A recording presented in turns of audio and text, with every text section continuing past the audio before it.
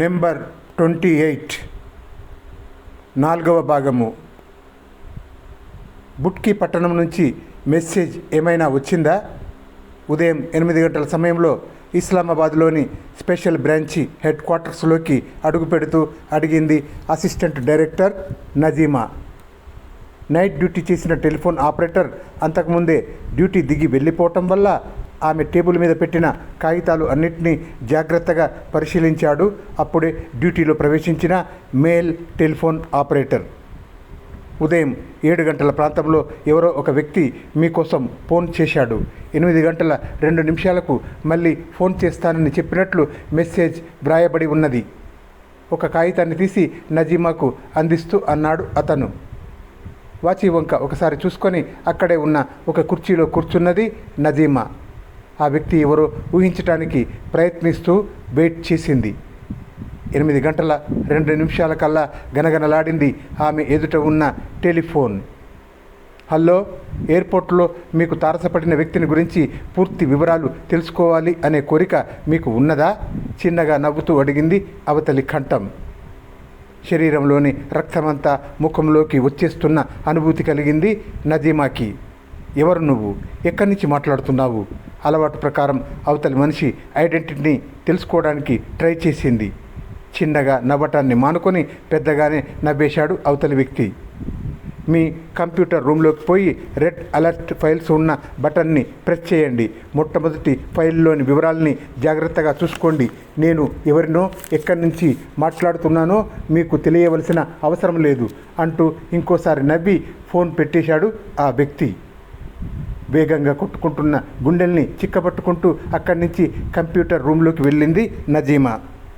Phone చేసిన వ్యక్తి చెప్పిన రెడ్ అలర్ట్ ఫైల్స్ని యాక్టివేట్ చేసే కోడ్ నెంబర్ని ప్రెస్ చేసింది.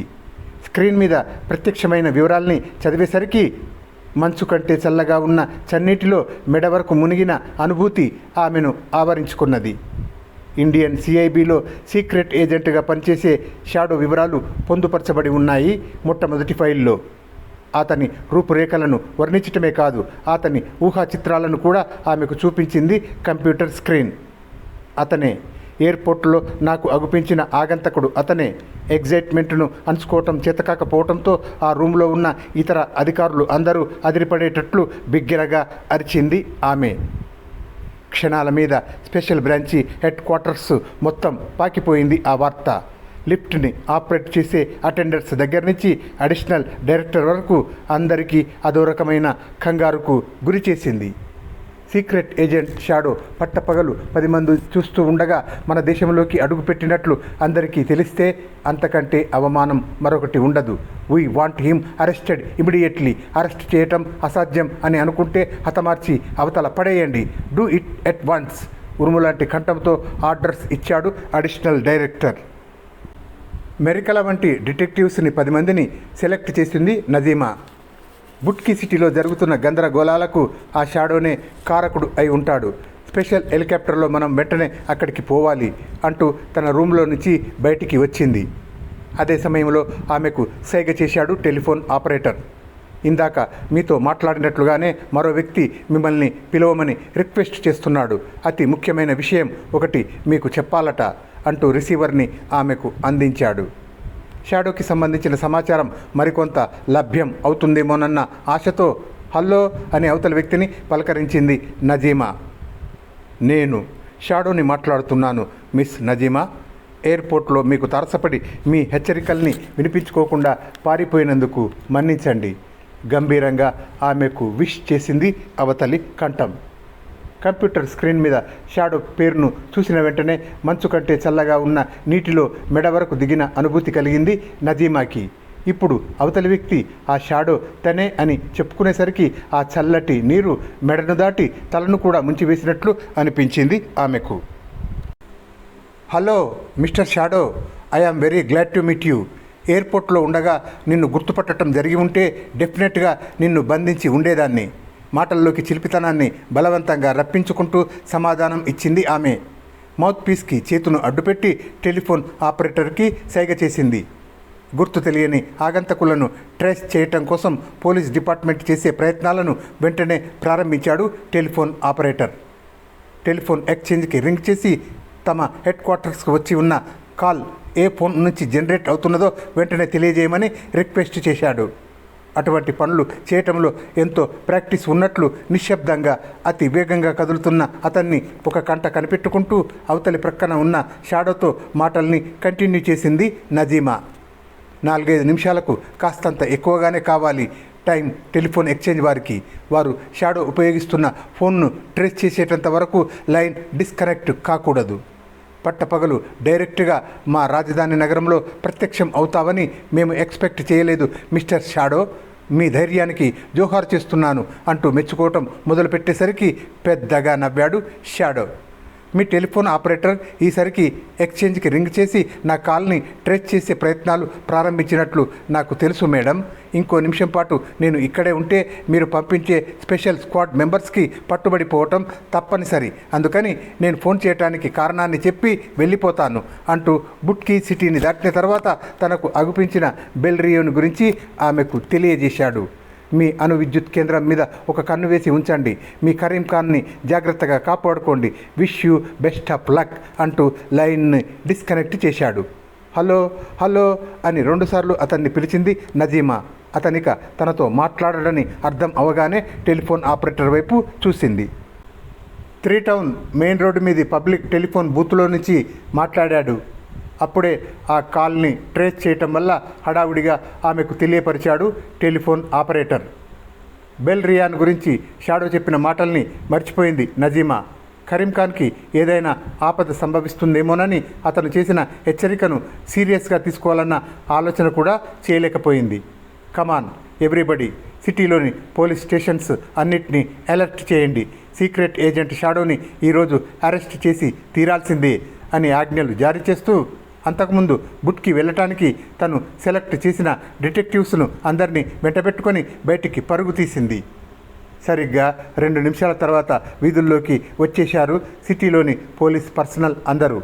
ఆయుధాలని సిద్ధంగా పట్టుకొని అనుమానాస్పదంగా అగుపించిన ప్రతి వారిని పరిశీలనగా చూస్తూ 3 టౌన్ మెయిన్ రోడ్డుకు చేరుకున్నారు. సమయం అవుతూ ఉండగా అర్థమైంది ఆ కార్యక్రమాన్ని స్వయంగా పర్యవేక్షించిన నజీమాకు అసలు సంగతి. 150 మంది పోలీస్ ఇన్స్పెక్టర్స్ని 2024 మంది కానిస్టేబుల్స్ని ఏమార్చి మటుమాయం అయ్యాడు ఆ షాడో. సిటీని దాటి ఎటో వెళ్ళిపోయాడు.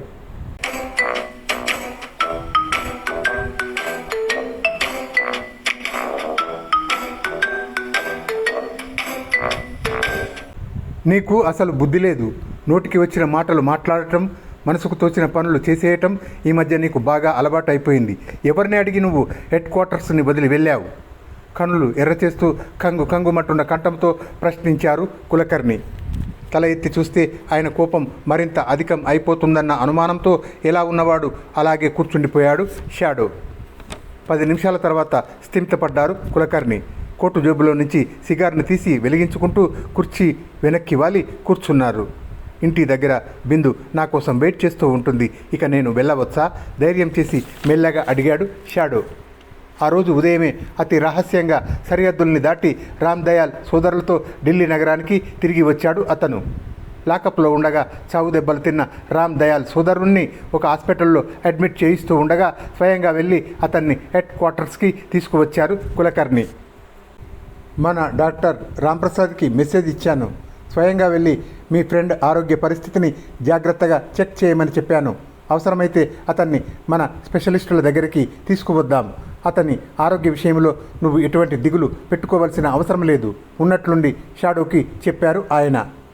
రామ్ దయాల్ సోదరుని కోసం తను పాకిస్తాన్ వెళ్ళినందుకు నోటికి వచ్చిన తిట్లు అన్నిటినీ తిట్టిన ఆ పెద్ద మనిషి ఇప్పుడు మాట్లాడుతున్న మాటల్ని వినేసరికి ఎంత బిగబట్టుకున్నా ఆగకుండా షాడో పెదవుల మీదకి పరిగెత్తుకు వచ్చేసింది ఒక చిరునవ్వు.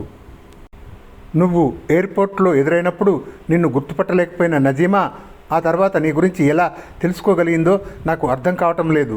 నీకేమైనా అర్థమైందా? రామ్ దయాల్ సోదరుని గురించి మర్చిపోయినట్లు సడన్గా మరో సబ్జెక్టులోకి వెళ్ళిపోయారు కులకర్ణి. చటుక్కున్న మాయం అయిపోయింది షాడో పెదవుల మీది చిరునవ్వు. బోర్డర్స్ దాటి భారతదేశంలోకి అడుగుపెట్టిన క్షణం నుంచి ఆ విషయాన్ని గురించే ఆలోచిస్తున్నాడు అతను. ఇస్లామాబాద్ 3 టౌన్లో నుంచి ఆమెకు ఫోన్ చేసినప్పుడే వచ్చింది అతనికి ఆ అనుమానం. తనను గురించి బాగా తెలిసిన మనిషి ఎవరో తనకంటే ముందుగా ఫోన్ చేసి నజీమాను అలర్ట్ చేశాడు. బెల్రియా గురించి ఎంత చెప్పినా వినకుండా మొండిగా తన జాడల్ని ట్రేస్ చేయడానికి ట్రై చేసింది ఆమె. షాడో ఆలోచనలు పూర్తి కాకముందే ఘనఘనమని మురతలు చేసింది కులకర్ణి గారి టేబుల్ మీది టెలిఫోన్. హోమ్ మినిస్టర్ గారి దగ్గర నుంచి కాల్ వచ్చింది సార్. మిమ్మల్ని వెంటనే తమ బంగ్లాకు రమ్మనమని చెప్పమన్నారు. రాజును కూడా వెంటబెట్టుకొని రావాలని గట్టిగా అన్నారు. చల్లచల్లగా ఒక మెసేజ్ని అందజేసింది సిఐబి రిసెప్షనిస్టు బెట్టి. సగం కూడా కాలని సిగారు వంక ఒకసారి అసహ్యంగా చూసి యాస్ట్రోలోకి విసిరేశారు కులకర్ణి. మన జీవితాల్ని శాసించే నాయకులు పనిగట్టుకొని పిలిచినప్పుడు వెళ్ళకపోవటం చాలా పెద్ద నేరం అవుతుంది. Come on boy, let us go there అని షాడోని హెచ్చరిస్తూ కుర్చీలో నుంచి లేచారు. ఆయన కంఠంలో కొత్తగా ప్రతిధ్వనించిన నిర్లిప్తత, అసహనము మొదలైన నెగిటివ్ భావాలను గమనించి ఆశ్చర్యంగా నొసలు ఎగరవేశాడు షాడో. నీ అనుమానం ఏమిటో నాకు బాగా తెలుసు. సమయం వచ్చినప్పుడు అన్ని విషయాలు వాటంతట అవే నీకు అర్థం అవుతాయి. హోమ్ మినిస్టర్ గారి దగ్గర నా అనుమతి లేకుండా నువ్వు ఎటువంటి మాటలు మాట్లాడకూడదు. గది గుమ్మం దగ్గర ఒక్క క్షణం ఆగి ఖచ్చితమైన వార్నింగ్ ఇచ్చారు కులకర్ణి. పెద్ద పెద్ద అడుగులు వేస్తూ ఎలివేటర్ దగ్గరికి వెళ్ళిపోయారు.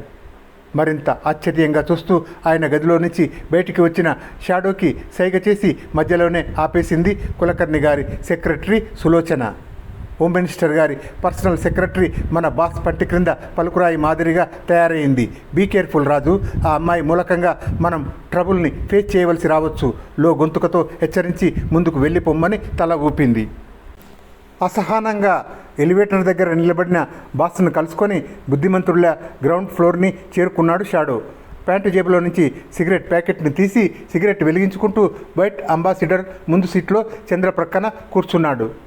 అరగంట తర్వాత హోమ్ మినిస్టర్ గారి బంగ్లా ముందు అంబాసిడర్ను ఆపి హారన్ని గట్టిగా అదిమాడు డ్రైవర్ చంద్ర. నిశ్శబ్దంగా వచ్చి నిశ్శబ్దంగా వెళ్ళిపోవటం, ఎటువంటి పని అప్పజెప్పినా ఎదురు మాట్లాడకుండా చేయటం వల్ల మనం లోకువ అయిపోయాం వీళ్ళకి. ఇక ముందు మనం వినయ విధేయతల్ని ప్రదర్శించాల్సిన అవసరం లేదని నేనే చెప్పాను చంద్రకి. ఇంజన్ ఆఫ్ అయిన తర్వాత కూడా సీట్లో నుంచి క్రిందికి దిగకుండా షాడోకి చెప్పారు కులకర్ణి. హారన్ని మరోసారి ప్రెస్ చేసి తను మాత్రం కారులో నుంచి బయటికి వచ్చాడు చంద్ర. కులకర్ణి గారికి కనిపించకుండా బీడీని వెలిగించుకొని కారు బోనెట్కి ఆనుకొని నిల్చున్నాడు. పరుగులాంటి నడకతో పోర్టికోలోకి వచ్చి అతన్ని చూసింది హోమ్ మినిస్టర్ గారి పర్సనల్ సెక్రటరీ. మా బాస్ వచ్చారని మీ బాస్కు వెళ్ళి చెప్పు. నోట్లో ఉన్న బీడీని కనీసం చేతిలోకి కూడా తీసుకోకుండా నిర్లక్ష్యంగా అనౌన్స్ చేశాడు చంద్ర. లోపలికి రమ్మను, కళ్ళు చిట్లించి చూస్తూ అన్నదామే. ఆ మాట అనాల్సిన మనిషివి నువ్వు కాదు. వెళ్ళి మీ బాస్కు చెప్పు. ఉన్న చోటు నుంచి ఒక్క అంగుళం కూడా కదలకుండా ఇంకోసారి చెప్పాడు చంద్ర. మెంటల్ హాస్పిటల్ నుంచి తప్పించుకు వచ్చిన మనిషిని చూసినట్లు అతన్ని క్రింది నుంచి పైదాకా పట్టి పట్టి చూస్తూ లోపలికి పోయింది ఆ ముద్దు గుమ్మ. 10 క్షణాల తర్వాత హోమ్ మినిస్టర్ గారిని వెంటబెట్టుకొని వచ్చింది. అప్పుడు అంబాసిడర్లో నుంచి క్రిందికి దిగారు కులకర్ణి. వినయంగా నిలబడి మినిస్టర్ గారికి శాల్యూట్ చేశారు. ఎప్పుడూ లేనిది నీ ప్రవర్తన కాస్తంత విచిత్రంగా కనిపిస్తుందని నా సెక్రటరీ చెప్తున్నది. Come on Kulkarni, we are waiting for you అంటూ ఆయన భుజం మీద చెయ్యి వేసి లోపలికి తీసుకుపోయారు home minister garu. Meeting hall మాదిరిగా ఉన్న పెద్ద డ్రాయింగ్ రూమ్లో జేగురు రంగు కొండరాళ్లతో చెక్కిన శిల్పాల్లా కదలిక లేకుండా కూర్చొని ఉన్నారు పాకిస్తాన్ దేశీయులు 4. కులకర్ణి గారిని చూడగానే చలనం వచ్చింది వారిలో. సోఫాలో నుంచి లేచి ఆయనకు సలాం చేశారు. స్వాతంత్ర్యం రాకముందు భారత్ పాకిస్తాన్లు 2గా విడిపోకుండా ఒకటిగానే ఉన్న సమయంలో హోమ్ మినిస్టర్ గారితో పాటు లాహోర్ కాలేజీలో లాయర్ చదువులు చదివిన క్లాస్మేట్స్ వాళ్ళు.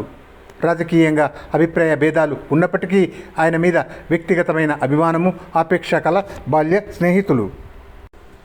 అతి సున్నితమైన రాజకీయ సమస్యల్ని పరిష్కరించుకోవటానికి వారి స్నేహాన్ని ఎన్నోసార్లు ఉపయోగించుకొని ఉన్నారు హోమ్ మినిస్టర్ గారు. ఆ విషయాన్ని మర్చిపోలేదు కులకర్ణి. వికసించిన ముఖంతో వారినందరినీ పేరు పేరున పలకరించి తన ఆనందాన్ని వ్యక్తం చేశారు. మీతో పాటు మీ అసిస్టెంటు షాడోని తీసుకురాలేదా కులకర్ణి? ఆయన వంక ముఖ ద్వారం వంక మార్చి మార్చి చూస్తూ అడిగాడు ఒక వ్యక్తి. స్వాతంత్ర్య పోరాట సమయంలో ఆయుధాలని ధరించి హ్యాండ్ గ్రెనేడ్స్ని విసిరి బ్రిటిష్ సైన్యాన్ని ముప్పు తిప్పలు పెట్టిన అతివాద నాయకుల్లో ముఖ్యుడైన సర్దార్ జమాలుద్దీన్ అతను. అటువంటి మనిషి ముందు తన స్వభావానికి విరుద్ధంగా తలబిరుసుతనాన్ని ప్రదర్శించటం ఇష్టం లేకపోయినా విధిలేని పరిస్థితి కాబట్టి విసురుగా తల ఎగరవేయక తప్పలేదు కులకర్ణి గారికి. షాడో నా అసిస్టెంట్ కాదు, నా ఆర్గనైజేషన్లో పనిచేసే ఒక జీతగాడు. ఏదైనా పని ఉంటే ఆర్డర్స్ జారీ చేయటానికి పిలిపిస్తాను. అతన్ని వెంటబెట్టుకు తిరగవలసిన అవసరం లేదు. కోటు జేబులో నుంచి సిగార్ని తీసి వెలిగించుకుంటూ సమాధానం ఇచ్చి ఒక సోఫాలో కూర్చున్నారు ఆయన. మన షాడోతో పని ఉండి వచ్చారు నా స్నేహితులు. అతన్ని వెంటబెట్టుకు రమ్మనమని నీకు మెసేజ్ ఇచ్చింది. అందుకే తను పంపిన మెసేజ్ని వెంటనే ఆయనకు గుర్తు చేశారు హోమ్ మినిస్టర్ గారు. దారిన పోయే తలనొప్పులు అన్నిటినీ తన నెత్తి మీదకి తెచ్చుకొని అనవసరమైన ట్రబుల్స్ని క్రియేట్ చేసే దుందుడుకు మనిషి అతను. 2-3 రోజుల్లో అటెండ్ కావాల్సిన కాన్ఫరెన్సులు చాలా ఉన్నాయని మీరు చెప్పిన మాటలు నాకు గుర్తున్నాయి. అతని మూలకంగా మీరు ఇబ్బంది పడవచ్చు అంటూ ఉండగా చేతిని ఎత్తి కులకర్ణి గారిని ఆపు చేసేశాడు సర్దార్ జమాలుద్దీన్. మీ మాటలు వింటుంటే మేము రాకూడని సమయంలో వచ్చినట్లు నాకు అర్థం అవుతున్నది. మా దేశ భవిష్యత్తుకు సంబంధించిన పని కాబట్టి ధైర్యం చేసి మీ సహాయ సహకారాలని అర్థిస్తాను. దయచేసి నా మాటల్ని ఆలకించండి అంటూ రిక్వెస్ట్ చేశాడు. బుట్కి అణు కేంద్రానికి పునాది రాయి వంటి మీ కరీం ఖాన్ నిన్న ఉదయం 10 గంటల సమయంలో కిడ్నాప్ చేయబడ్డాడు. అతను ఆపదలో చిక్కుబడబోతున్నాడని మా ఏజెంట్ మీ అధికారుల్ని హెచ్చరించినప్పటికీ వినిపించుకోలేదు. మీ వాళ్ళే మీ దేశంలో ఏవో అల్లకల్లోలాలు సృష్టించడానికి వచ్చాడు అనే అపోహతో అతన్ని బంధించే ప్రయత్నాలనే చేశారు. కానీ కరీం ఖాన్ గురించి కొంచెం కూడా ఆలోచించలేదు. మీరు ఇప్పుడు ఆ పని మీదనే వచ్చారు, అవునా? సిగార్ పొగను గుప్పున వదులుతూ సూటిగా అడిగారు Kulkarni. You are correct Kulkarni. కంటికి కనిపించని పామును చంపటానికి కాళ్ళు తొక్కుకోవటం కంటే ఎదుట ఉన్న మనిషినే హతమార్చడం ఉత్తమమని మా స్పెషల్ బ్రాంచి అధికారులు అనుకోవటం వల్ల మాకు వచ్చింది ఈ కష్టం. షాడో అంతటి మనిషి పనిగట్టుకొని ఒక హెచ్చరిక చేస్తే మతిలేని వాళ్ళ మాదిరి ప్రవర్తించిన మా స్పెషల్ బ్రాంచి అధికారుల్ని ఏమి అనాలో ఏమని అనుకోవాలో తెలియని పరిస్థితిలో చిక్కుబడి ఉన్నాము మేము అంటూ దగ్గర ఉన్న ఒక ఫోల్డర్ని తీసి ఆయనకు అందించాడు జమాలుద్దీన్. కరీం ఖాన్ జాడల్ని ట్రేస్ చేయడానికి పాకిస్తాన్ ప్రభుత్వం చేసిన ప్రయత్నాల వివరాలు పొందుపరచబడి ఉన్నాయి ఆ ఫోల్డర్లో. పాకిస్తాన్ భూభాగం మీది నుండి సముద్ర తీరానికి, అక్కడి నుండి ఒక మోటార్ బోట్ మీద పర్షియన్ గల్ఫ్లోకి పోయాడట బెల్రియా. ఇరాన్ దేశానికి చెందిన ఏదో ఒక పట్టణం వైపు ప్రయాణం చేసి ఉంటాడన్న అనుమానమే తప్ప అసలు నిజమేమిటో అర్థం కాలేదు వారికి. పర్షియన్ గల్ఫ్లో నుంచి బెల్రియాను ఫాలో అవటం వారికి చేత కాలేదు. భవిష్యత్తులో మా దేశపు విద్యుత్ అవసరాలను న్యూక్లియర్ ఎనర్జీ ద్వారా తీర్చే పథకాలను ఎన్నిటినో రూపొందించిన కరీం ఖాన్ మాకు చాలా బాగా కావలసిన మనిషి. అతను మాకు దక్కకుండా పోతే మేము చాలా ఇబ్బందుల్లో పడాల్సి వస్తుంది. కులకర్ణి గారి ముఖంలోకి చూస్తూ మెల్లగా అన్నాడు జమాలుద్దీన్. ఆరిపోవటానికి సిద్ధంగా ఉన్న సిగార్ని గుప్పు మనిపిస్తూ కళ్ళు చిట్లించి చూశారు కులకర్ణి. కిల్లర్స్ గ్యాంగ్ను గురించి, ఆ గ్యాంగ్ మెంబర్స్ను గురించి పూర్తిగా తెలుసు మీ షాడోకి. మేము చేసిన ఎగ్గుల్ని మనసులో పెట్టుకోకుండా అతన్ని రంగంలోకి దింపి మా కరీం ఖాన్ని సురక్షితంగా వెనక్కి రప్పించే ప్రయత్నం చేయండి. మీకు ఎంతగానో రుణపడి ఉంటాము మేము. ఉన్నట్లుండి ముందుకు అడుగు వేసి ఆయన భుజాన్ని స్పృశిస్తూ అర్థించాడు జమాలుద్దీన్.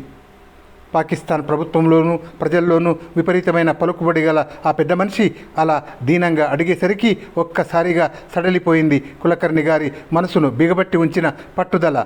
రెండో ఆలోచన లేకుండా తల ఊపబోయి ఆఖరి క్షణంలో తనను తాను కంట్రోల్ చేసుకున్నారు ఆయన. నాకు ఒక విషయంలో మీరు ఖచ్చితమైన వాగ్దానం చేయగలిగితే మీ కరీం ఖాన్ని వెనక్కి తీసుకువచ్చేందుకు మా వాళ్లను పంపించగలను. బాగా ఆలోచించుకొని మాట ఇవ్వండి.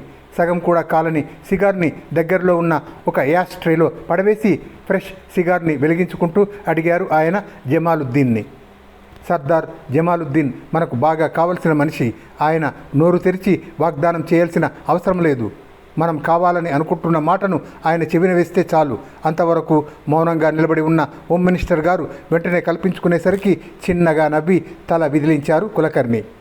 చిరునవ్వులు చిందిస్తూ ఆయన ప్రక్కనే నిల్చొని ఉన్న సెక్రటరీని కను చివరల నుంచి గమనించుకుంటూ అంతవరకు మనసులోనే దాచుకొని ఉన్న ఆటం బాంబు లాంటి మాటను అందరి ఎదుట పడవేశారు కులకర్ణి. ఇస్లామాబాద్ ఎయిర్పోర్ట్లో నజీమాకు తారసపడిన వ్యక్తి మా షాడోనే అని ఆమెకు తెలియజేసింది ఎవరో మాకు తెలియాలి. కంటికి కనిపించని రాక్షస హస్తం ఏదో బలంగా ముఖం మీద కొట్టినట్టు ఉలిక్కిపడింది హోమ్ మినిస్టర్ గారి సెక్రటరీ. ఆ విషయాన్ని గురించి ఇప్పుడు మాట్లాడుకోవటం అనవసరం కులకర్ణి. ముందు కరీం ఖాన్ని గురించి ఆలోచిద్దాం అని అనబోతున్న మినిస్టర్ గారిని గురించి కొంచెం కూడా పట్టించుకోకుండా జమాలుద్దీన్ ముఖం మీదనే చూపుల్ని నిలిపారు కులకర్ణి. నివ్వెరపోతున్న మినిస్టర్ గారి సెక్రటరీని చూస్తుంటే విందు భోజనం చేసినంత తృప్తిగా ఉన్నది ఆయనకి. ఆ విషయాన్ని బయటికి పొక్కనీయకుండా జాగ్రత్తలు తీసుకుంటూ తల ఎగురవేశారు. ఆయన రిక్వెస్టులోని సాధ్య అసాధ్యాలను గురించి కొంచెం సేపు కూడా ఆలోచించలేదు జమాలుద్దీన్.